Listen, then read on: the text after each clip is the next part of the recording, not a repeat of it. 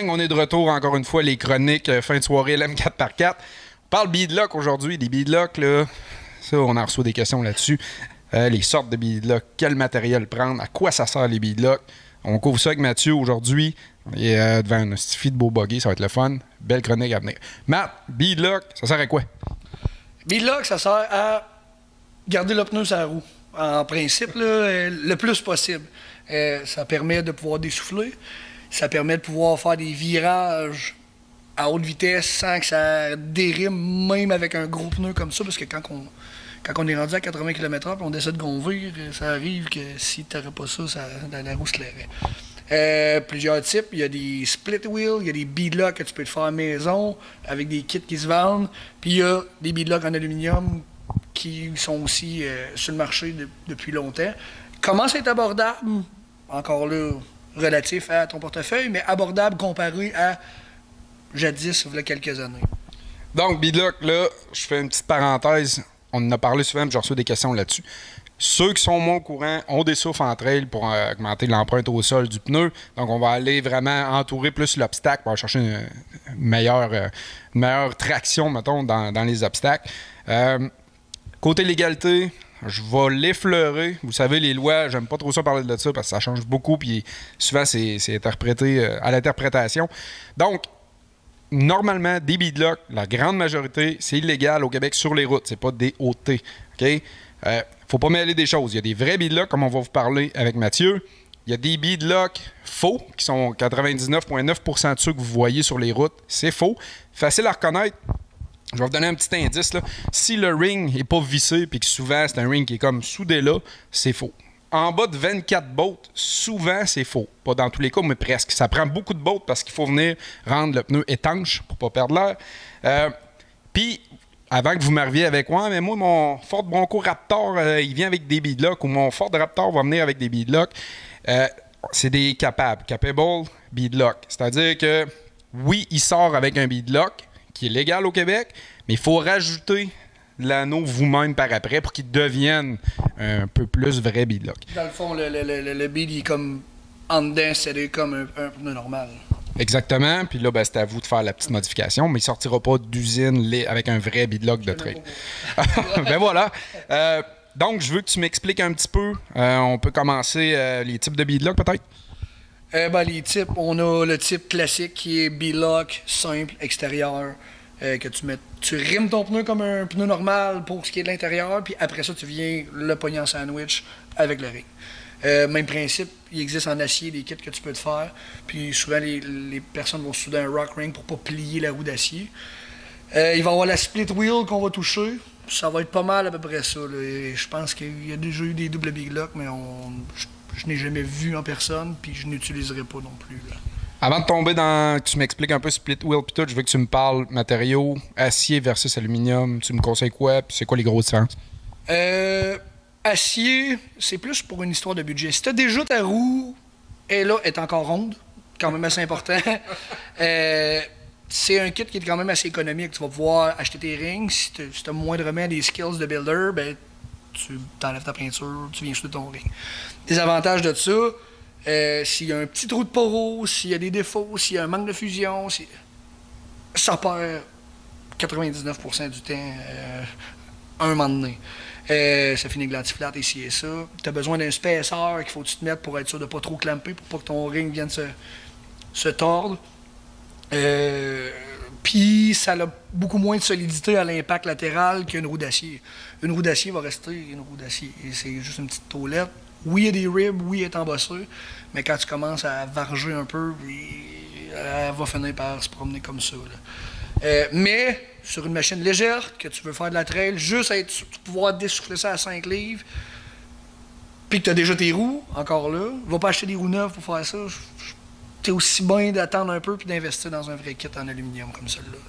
Fait que si tu me dis, bon, petit trail tranquille, amateur, on commence, c'est le fun, ça le fait. Mais là, comme on parle tout le temps chez LM, on aime ça tout le temps un petit peu plus. Le step d'après, donc tu me conseilles vraiment plus aluminium pour ce qui est buggy, course. Puis dans le fond, ce qu'on crie, c'est une volée en gros français. Là. Puis en aluminium, il existe encore plusieurs. Lui, c'est un aluminium quand même assez standard. Le ring extérieur est forgé pour les impacts. La roue d'acier, c'est une roue d'aluminium normale. Tu peux aller dans le plus haut de gamme encore que ceux-là. Il existe des roues forgées, mais tu vas payer entre 800 000 $ de la roue. Tandis que ceux-là, on parle d'en bas de 500 $ la roue. Là. C'est pour ça que je parlais de abordable versus la roue à 1000 $. Qui fait quand même la job à date. On l'a quand même essayé fort sur plusieurs véhicules, là, pas juste sur lui. Là. On l'a testé pas mal la Dirty Life, puis à date, là, elle est surprenante. Là. Chose que j'aime aussi, que j'ai remarqué, tu me diras si je suis dans le champ un peu, l'aluminium, les roues, ce que je vois, c'est machiné aussi. Fait que j'ai pas besoin d'une note, un washer en plus de mon boulon. Je visse direct dans la roue, puis ça, c'est good to go. Autre petit point que j'ai déjà vu par erreur, assurez-vous de... Quand tu parles en arrière, toi... Oui, c'est ça que... Lorsque j'installe le ring, dans le fond, à l'arrière. On va en désinstaller une. On va voir mon beau veau qui est arrivé à la dernière course. On va la dévisser puis on va voir ce que Dave est en train d'expliquer. Là. Autre petite chose, petit conseil aussi, erreur que j'ai faite par le passé. Assurez-vous que vos boulons sont flush au ring parce que quand vous allez avoir frotté ça 3-4 fois sur une roche, ça va peut-être être difficile à dévisser. Donc, aluminium, on le conseille, j'aime ça. Tu parlais split wheel. Tu veux-tu m'en glisser un mot? On va faire un survol. Je suis pas fan de split wheel parce que souvent c'est très lourd. Il y a Hutchinson qui va en faire en aluminium. Ça, c'est très lourd pour le portefeuille. Mais sinon, split wheel, on parle. Ça prend des gros diffs, une grosse machine pesante. Il faut que tu veuilles le dessouffler beaucoup. Sinon, à part d'un principe militaire, je te dirais, c'est indérimable. Tu peux avoir une roue sur le flat, puis tu vas décaloter, il va rester encore les deux beads.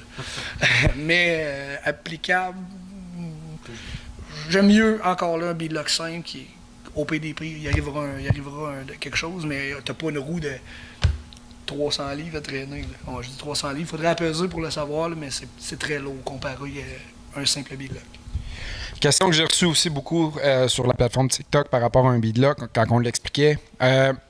On va le voir tantôt, lorsqu'on va le rimer, vous allez voir le bead, dans le fond, où il vient à côté. Souvent, on me demande en arrière, Mathieu, y a-tu un ring pour tenir en arrière aussi? Non. Ceux-là, ils n'en ont pas. C'est une roue rimée comme un bead normal, comme on va voir tantôt aussi, mais qu'on le déface. Je crois qu'il y en a déjà existé, comme je vous disais tantôt. Je n'ai jamais vu, je n'ai déjà entendu parler, mais encore là. Application, à part mettre plus de bottes, c'est rare qu'on dérive intérieur. Parce qu'en fait, le pneu, il va s'accoter sur la lèvre, comme on est habitué de voir. C'est juste en avant qu'on vient le squeezer en tant que tel, le tête est là. Donc, ça va permettre de dégonfler. Puis là, pour ceux qui ne sont pas habitués du tout, faites pas le saut, mais il y a des gens qui vont rouler du 2, 3, 4 PSI. Là. On peut vraiment dessouffler beaucoup avec ça. Là. Mais de quoi d'autre aussi qu'il faut apporter, c'est que quand tu veux dessouffler, assure-toi que tu vas y aller tranquillement parce que sinon, tu vas briser tes roues. On a vu ça par le passé, quelqu'un qui dessoufflait à 5 livres, mais qui décide qu'il punch, qu'il met ça au fond, puis qu'il pif-paf dans les roches. Tu vas fendre des tailleurs, tu vas casser des roues, il va t'arriver plein de choses, sauf des bonnes. Quand tu commences à rouler vite, descends rarement en bas de 10 PSI dans une roue d'à peu près de ces dimensions-là. Là, on parle de beadlock. Mathieu parle de beadlock. J'ai des gens qui vont m'écrire, ils vont me dire « Ouais, mais mes roues stock de Jeep, je veux commencer à dessouffler, puis j'ai pas de beadlock. » Moi, je dirais qu'en bas de 15, vous commencez à courir après le tube. Là, il y a des gens qui vont m'écrire, ils vont dire « Ah, moi, je roule à 10, j'ai jamais eu de trouble. » Là, ça, c'est comme la légalité sur le chemin. Moi, j'ai jamais fait coller, ça veut pas dire que c'est légal. Même chose pour les roues. Faites attention, si vous dessoufflez en bas de ça, puis que vous dérimez, là, la journée peut se ramasser très longue.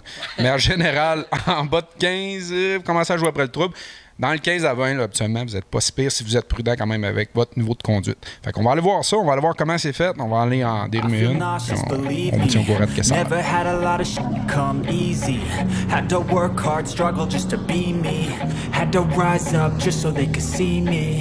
Did what I had to do just to feed me, and what was left over I put towards my dreaming.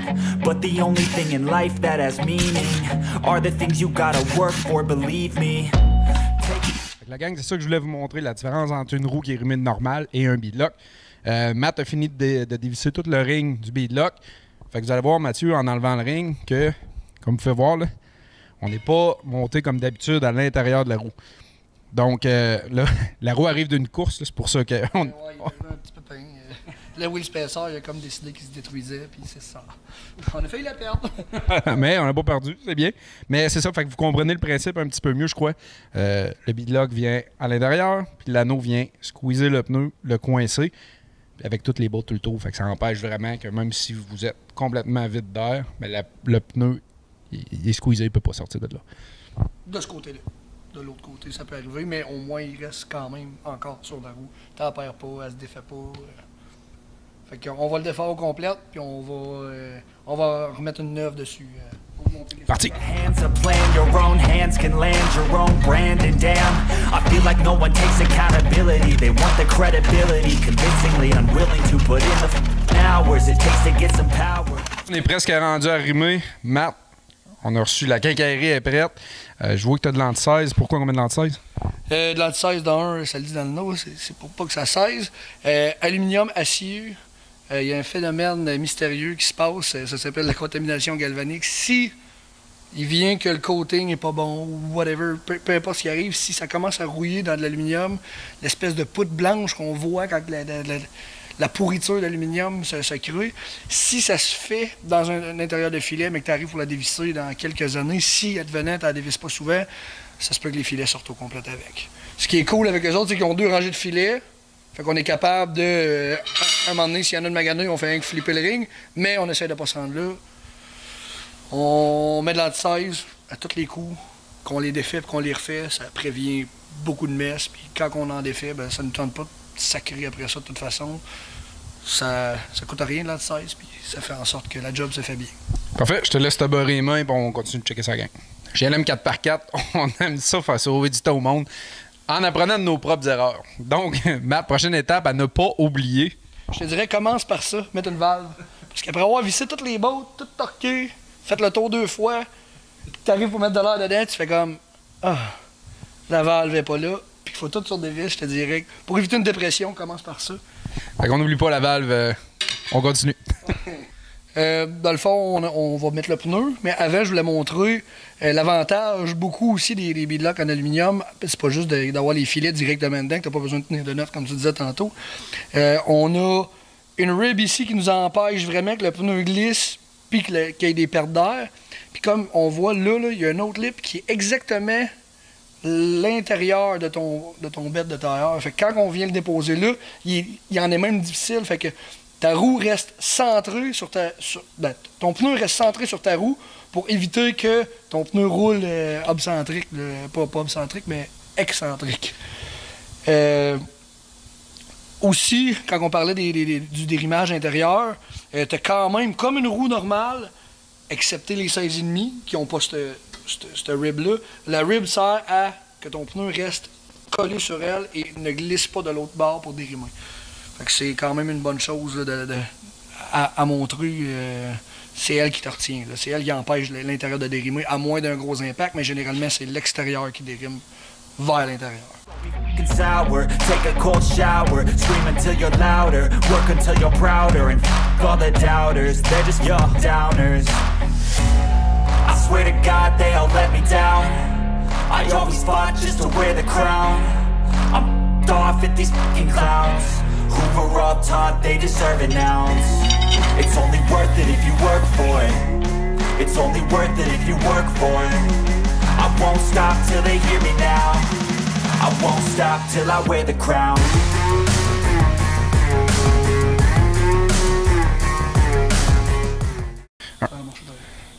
Fait que Matt, ce qu'on a fait, on n'est pas allé les torquer complètement. Tu les as juste serrés initialement avec ton impact. Je les ai approchés tout en prenant le soin de regarder tout le temps pour m'approcher égal le plus possible en croix, un peu comme on sert une roue. Pas besoin d'avoir un torque spécifique, de dire absolument il faut que ça soit celle-là, midi.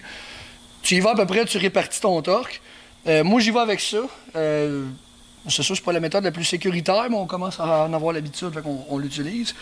Sinon, tu peux le faire à la main avec un outil à la main. Si tu y vas avec ça, fais attention pour pas over-torque tout de suite, puis te descendre ça. Faut pas que tu l'accotes tout de suite. Faut que tu t'approches pour prendre d'avance. Puis après ça, on utilise un torque wrench pour venir les finir en 2 étapes. Ouais, parce que là, comme on disait, venez pas les over-torquer. Puis, faites juste les avancer à ça, parce que si vous faites toutes les bottes au torque wrench une par une, vous finirez pas, vous allez passer la semaine là-dessus. Torque que tu recommandes pour ça, Ben, c'est le torque recommandé par... Généralement, tu regardes la roue, c'est quoi le torque spécifique. Ceux-là, on parle d'un... On va s'approcher à 18, puis un coup, tout va être à 18. dans le fond, on va s'approcher encore en croix. Un coup que ça va être à côté, moi, je fais un tour. Après ça, je monte ça à 24, je fais un tour, je refais un tour de confirmation.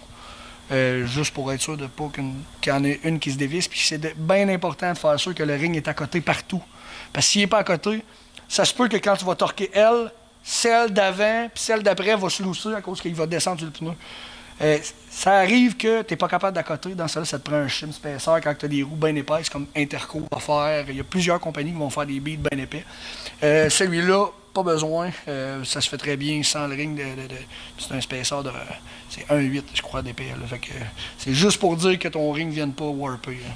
Fait comme pas mal de dernières étapes, la gang. On s'en va torquer ça.